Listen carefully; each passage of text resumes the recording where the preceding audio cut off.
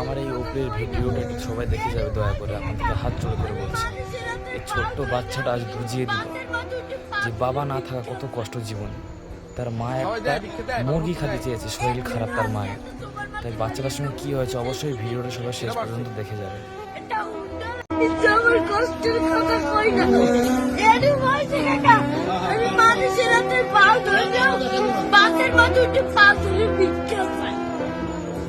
সবাই দেয়, ভিক্ষা দেয়, ভালো মতো দেয়।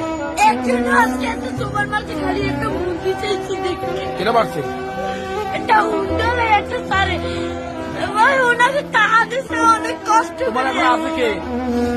বলতে বাপ নাই, হাতে হয় একটা মা। মায় ভালোবাসে তোমারে?